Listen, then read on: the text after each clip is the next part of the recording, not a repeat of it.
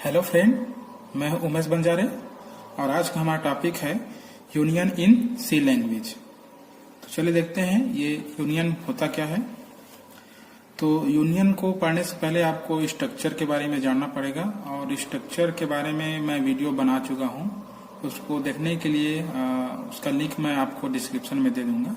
तो यूनियन को समझने के लिए सबसे पहले आपको स्ट्रक्चर के बारे में जानना पड़ेगा, ठीक है। तो चलिए देखते हैं ये यूनियन होता क्या है। यूनियन जो कॉन्सेप्ट है वो कहना चाहिए स्ट्रक्चर से लिया गया है, ठीक है, और दोनों का सिंटेक्स सेम होता है, ठीक है।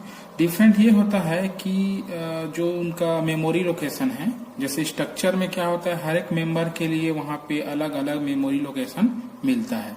जबकि स्ट्रक्चर में जबकि यूनियन में क्या होता है, यूनियन में आपको केवल एक ही मेमोरी लोकेशन मिलता है, ठीक है। एक ही मेमोरी में एक ही कहना चाहिए लोकेशन बनता है यूनियन में, और एक टाइम पे केवल एक ही मेंबर के लिए वहां पे अवेलेबल रहता है, ठीक है। और इसको हम यूनियन कीवर्ड से लेते हैं, जैसे उसको स्ट्रक्चर को हम स्ट्रक्ट कीवर्ड से लेते हैं, उसी प्रकार यूनियन को हम यूनियन कीवर्ड का यूज करके डिक्लेयर करते हैं, ठीक है। तो डिफरेंस क्या है इसमें, यूनियन में यूनियन और स्ट्रक्चर में स्टोरेज लोकेशन का, ठीक है। स्ट्रक्चर में आपका हर एक मेंबर के लिए अलग अलग सेपरेट वहां पे मेमोरी लोकेशन मिलता है, बनता है, ठीक है। जबकि यहाँ पे यूनियन में क्या होता है, केवल एक ही मेमोरी लोकेशन मिलता है पूरे मेंबर्स के लिए, ठीक है। और जो सबसे बड़ी मेंबर होगी, ठीक है, उसी के साइज के अकॉर्डिंग वहां पे मेमोरी में स्पेस लोकेशन बनता है, ठीक है। चलिए आगे देखते हैं। सिंटेक्स इसका स्ट्रक्चर के ही समान होता है। जैसे यहाँ पे यूनियन कीवर्ड हम लेते हैं, उसके बाद यहाँ पे टैग नेम है ना, उसके बाद यहाँ पे ओपनिंग ब्रेस होता है, उसके बाद अंदर में मेंबर्स होते हैं, ठीक है। मेंबर्स क्या है, डिफरेंट टाइप के होते हैं। जैसे आपका कैरेक्टर भी हो सकता है, इंटीजर भी हो सकता है, आपका फ्लोट भी हो सकता है, ठीक है। उसके बाद यहाँ पे फिर यूनियन क्लोज होता है क्लोजिंग ब्रेस से, और यहाँ पे सेमीकोलन, ठीक है। उसके बाद आपको यूनियन का कहना चाहिए वेरिएबल भी डिक्लेयर करना पड़ता है। तो वेरिएबल डिक्लेयर करने के लिए आप तो यहाँ पे है ना, ये जो सेमीकोलन है उससे पहले आप यहाँ पे कहना चाहिए वेरिएबल क्या कर सकते हैं, डिक्लेयर कर सकते हैं। जैसे आपका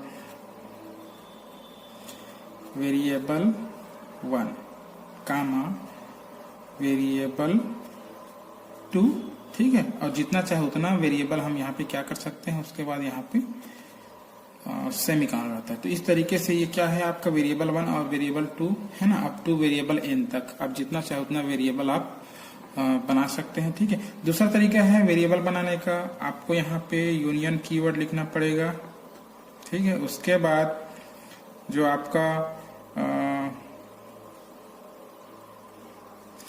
टैग नेम है वो लिखेंगे यहाँ पे, है ना, टैग नेम, ठीक है। उसके बाद यहाँ पे फिर वेरिएबल नेम, वेरिएबल 1 कामा वेरिएबल 2, ऐसे करके आप डिक्लेयर कर सकते हैं, ठीक है। तो इस तरीके से यूनियन में यूनियन का वेरिएबल क्या होता है, डिक्लेयर होता है, ठीक है। एक्सेस करने का तरीका भी सेम है, जैसे स्ट्रक्चर में हम एक्सेस करते थे उसी प्रकार यूनियन में भी हम सिंटेक्स यूज करते हैं, ठीक है। उसका सिंटेक्स क्या होता है, उसका सिंटेक्स होता है वेरिएबल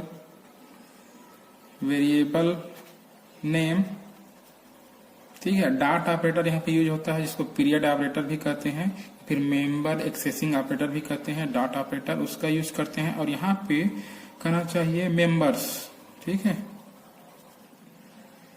मेंबर नेम और सेमीकोलन, ठीक है। तो इस तरीके से कहना चाहिए जो यूनियन के मेंबर है वो कहना चाहिए डॉट ऑपरेटर के माध्यम से एक्सेस किए जाते हैं, ठीक है।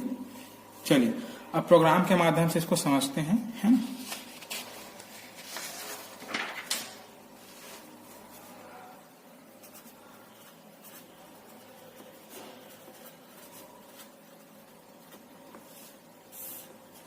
ठीक है, ऊपर में आता है आपका header file, has include stdio.h, ठीक है। उसके बाद second header file has include, ठीक है, conio.h, ठीक है। उसके बाद हमारा यूनियन स्टार्ट होगा, यूनियन कीवर्ड है, ठीक है। उसके बाद यहाँ पे जैसे मैं ले लेता हूँ क्या, स्टूडेंट, ठीक है, टैग नेम में स्टूडेंट ओपनिंग ब्रेस, ठीक है। और यहाँ पे मेंबर मैं डिक्लेयर करता हूँ यहाँ पे, हाँ, इंट रोल नंबर, ठीक है। उसके बाद कैरेक्टर में नेम और इसकी साइज मैं दे देता हूँ 30, ठीक है। उसके बाद एड्रेस, ठीक है, सॉरी ये भी कैरेक्टर है, कैरेक्टर एड्रेस, और यहाँ पे इसकी साइज में दे देता हूँ 50, ठीक है। उसके बाद सेम आपका क्लोजिंग ब्रेस, ठीक है। और यहाँ पे मैं आपका जो वेरिएबल है उसको भी यहाँ पे डिक्लेयर कर देता हूँ, तो st, ठीक है। ये एक हम वेरिएबल यहाँ पे यूज करेंगे, वेरिएबल बनाएंगे, ठीक है। चलिए अब जाते हैं मेन फंक्शन में, तो वाइड मेन, ठीक है, मेन फंक्शन यहाँ से स्टार्ट हो रहा है, ओपनिंग ब्रेस, ठीक है। और यहाँ पे मैं एक मैसेज स्क्रीन पे प्रिंट कराऊंगा, क्या कि इंटर स्टूडेंट रोल नंबर, ठीक है, नेम एंड एड्रेस, ठीक है। ऐसे करके मैसेज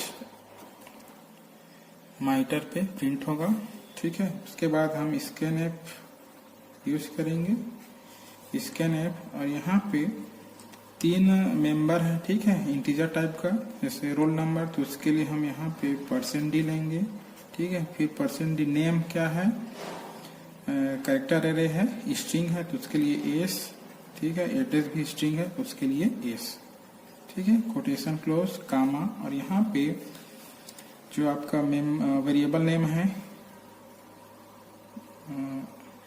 m%, ठीक है। और रोल नंबर क्या है, इंटीजर है, तो उसके लिए m%, और फिर यहाँ पे वेरिएबल का नाम st, फिर डॉट ऑपरेटर, और फिर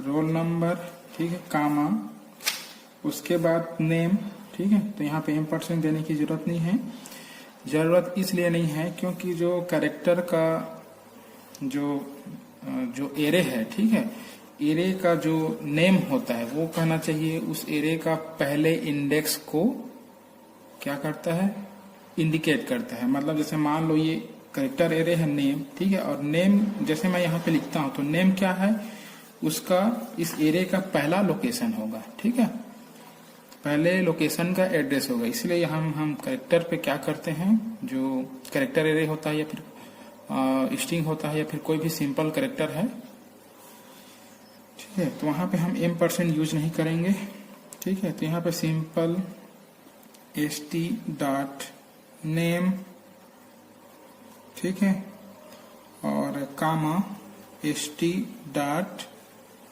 एड्रेस, ठीक है, और ये क्लोज और सेमीकोलन यहाँ पे, ठीक है।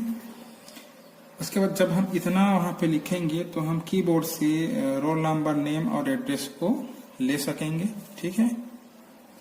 चलिए अब एक और मैसेज हम प्रिंट करते हैं, प्रिंट एफ स्टूडेंट डिटेल, ठीक है, ऐसे करके, ठीक है। फिर आगे प्रिंट करेंगे क्या, स्टूडेंट रोल नंबर, ठीक है, और रोल नंबर क्या इंटीजर है, तो उसके लिए %d, और यहाँ पे st डॉट रोल नंबर, ठीक है। उसके बाद नेक्स्ट हम प्रिंट करेंगे print F slash n new line के लिए स्टूडेंट नेम, ठीक है। और नेम क्या है, स्ट्रिंग है, कैरेक्टर एरे है ना। कैरेक्टर एरे मतलब स्ट्रिंग है ना, कोटेशन, और st डॉट नेम, ठीक है। नेक्स्ट क्या प्रिंट करेंगे, एड्रेस को, तो प्रिंट एफ स्टूडेंट एड्रेस, और ये भी क्या है, कैरेक्टर एरे है मतलब स्ट्रिंग है, तो फॉर्मेट स्पेसिफायर में %s, ठीक है, और st डॉट एड्रेस, ठीक है। जब हम इतना लिखेंगे तो रोल नंबर और नेम और एड्रेस को माइटर पे प्रिंट करेंगे, ठीक है, प्रिंट होगा। उसके बाद इधर आपका गेट ch रहता है, मेन फंक्शन, ठीक है, और यहाँ पे ये आपका प्रोग्राम कंप्लीट होता है, ठीक है। तो इस तरीके से हम यूनियन को यूज करते हैं, ठीक है। यहाँ पे यूनियन के जो मेंबर है उसको यहाँ पे हम टेम्पलेट ग्रुप में डिफाइन किए हैं, ठीक है। ये क्या है आपका, ये मेंबर है किसका, मेंबर्स ऑफ यूनियन, ठीक है।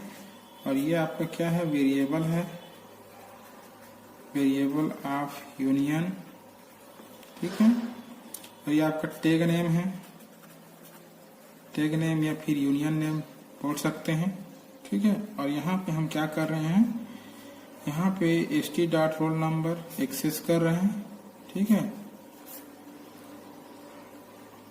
ठीक। उसके बाद यहाँ पे फिर से हम क्या कर रहे हैं, यहाँ पे जो हमारे मेंबर्स उसको पुनः एक्सेस कर रहे हैं और जो उसके वैल्यू है उसको माइटर पे प्रिंट कर रहे हैं, है ना। यहाँ पे प्रिंट हो रहा है स्टूडेंट रोल नंबर और स्टूडेंट नेम, स्टूडेंट एड्रेस करके, ठीक है। चलिए आउटपुट में क्या मिलेगा उसको देखते हैं।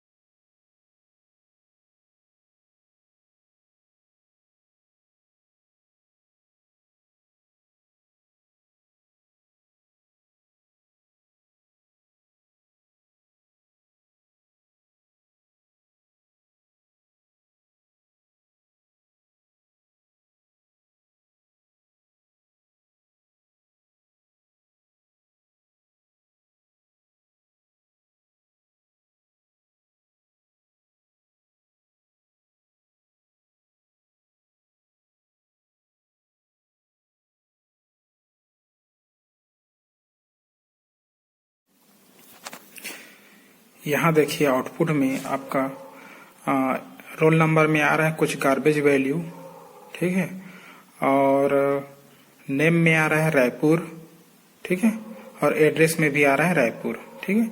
रायपुर इसलिए आ रहा है, देखिए यहाँ पे नेम क्या है, integer, sorry roll number integer है, और नेम और एड्रेस क्या है, करेक्टर है, ठीक है। और करेक्टर्स यहाँ पे 30 है, नेम 30 है ना, 30 मतलब वहाँ पे करेक्टर आपका 1 बाइट मेमोरी घेरता है, ठीक है। और यहाँ पे लगभग 30 बाइट वो क्या करेगा, मेमोरी बनाएगा नेम, और आपका 50 बाइट बनाएगा क्या, एड्रेस, ठीक है। तो यहाँ पे बड़ी कौन हो गई, बड़ी हो गई आपका एड्रेस, ठीक है, एड्रेस की साइज, ठीक है। तो इसीलिए यहाँ पे एड्रेस में जो वैल्यू है वो वहाँ पे क्या हो रहा है, प्रिंट हो रहा है, ठीक है, दोनों जगह पे, आपके नेम पे भी और आपका एड्रेस पे भी, ठीक है। Okay, thank you.